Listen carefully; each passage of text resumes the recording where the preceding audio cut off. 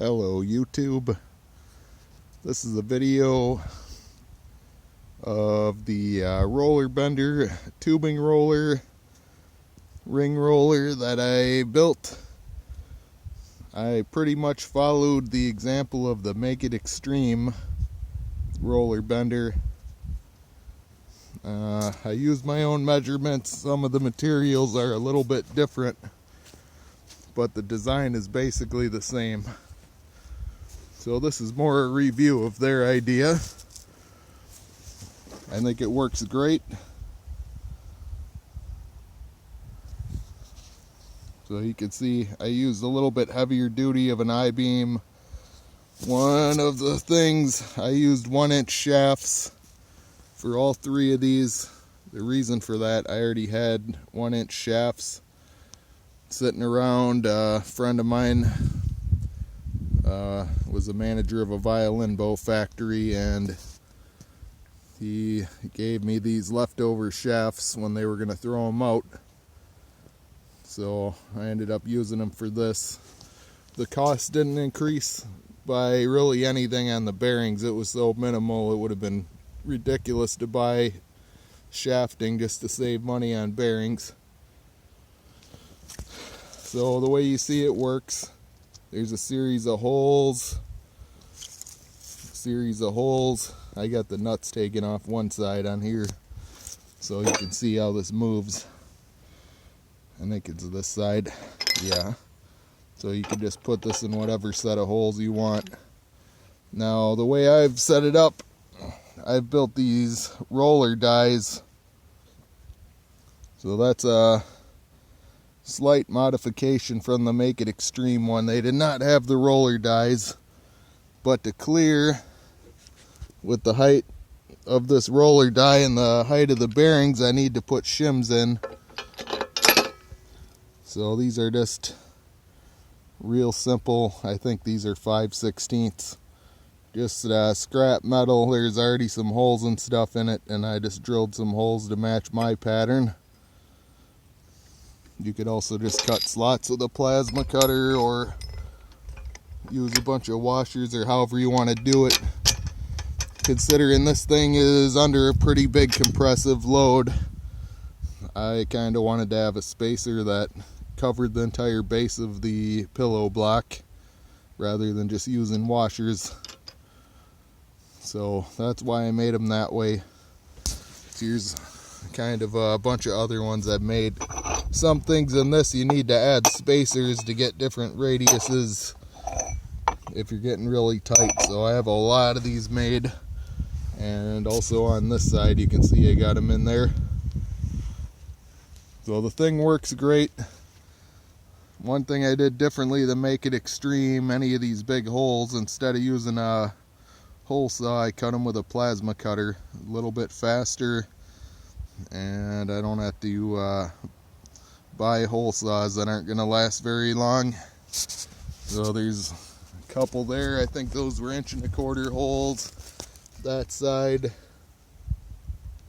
you can't see it very well because the wheel is in the way. And then under here for attaching my hinge pin for my jack, that's also cut with the plasma cutter. The hinges in here, I did not buy a pre-made hinge.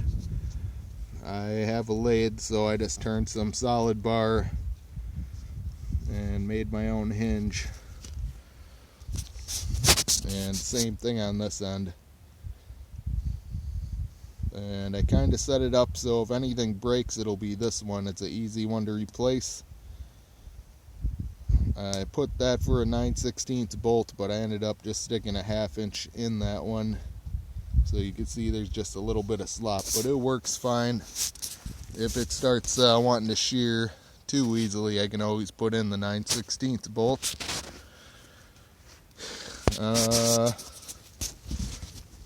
If you look inside here, right now I'm at the wheel for driving it.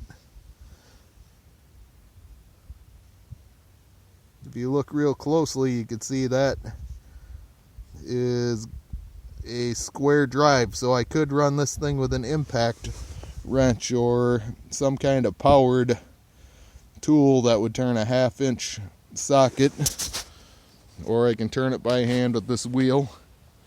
When I was first building it, I did not have a ring roller, so I just put a breaker bar into that.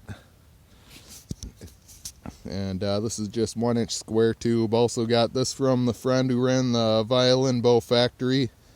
It used to be some kind of rack, and a semi had crashed into it. It was 1x1 square tube. It was all bent up. He was going to junk it, but I took it, and I ended up rolling it into this wheel. It's not perfectly straight, but a lot of that bend in it was hidden when I went through the rolling process. And it doesn't need to be perfect for this. All you need to be able to do is spin that, so if it's a little out of balance, that's not the end of the world. And I just use scrap 1/2 inch pipe for the spokes. This center thing I think was 1-inch schedule pipe.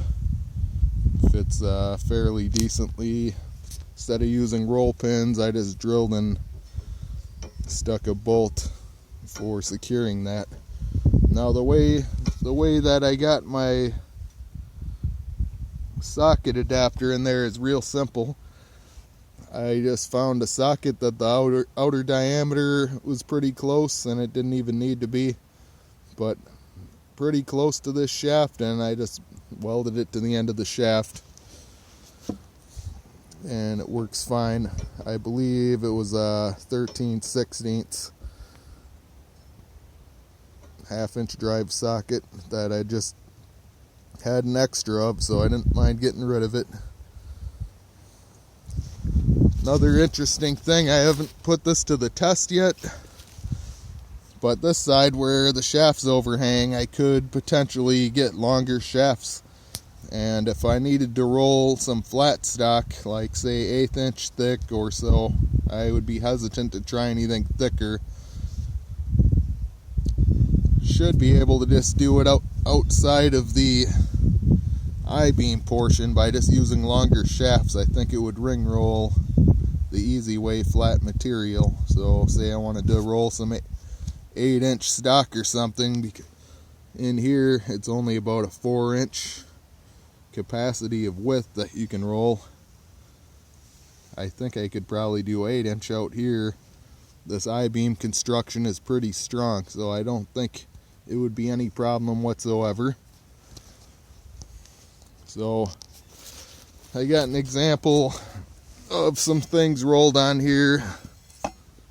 This piece here, this is 1-inch tubing, 1/8 inch wall. So fairly heavy duty as far as that stuff comes in. And this is rolled less than an 18-inch diameter, 9-inch radius. I had to run it through quite a few times, but as you can see, it pretty much stayed nearly perfectly round.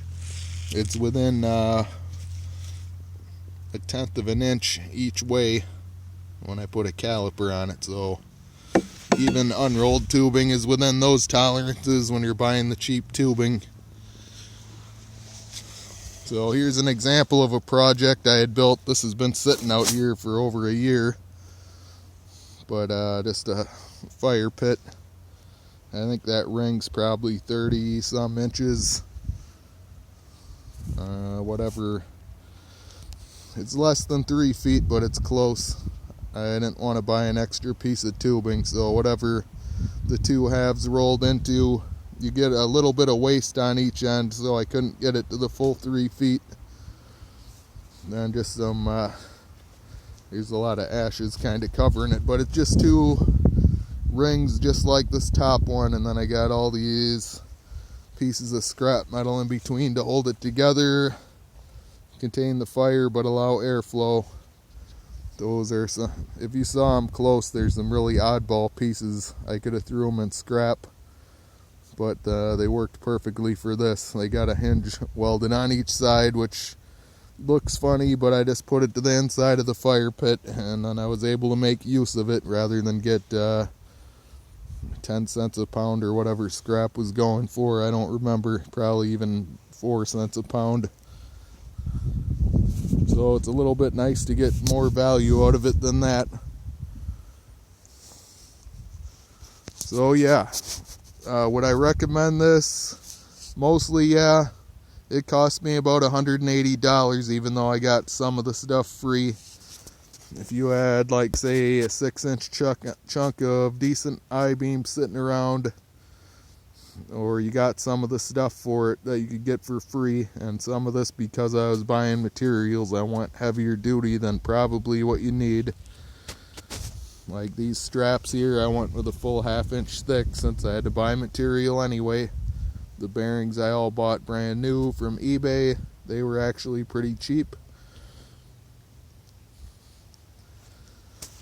And I bought the material for the roller dies. I think that was 8620 steel or something, but I'd have to look.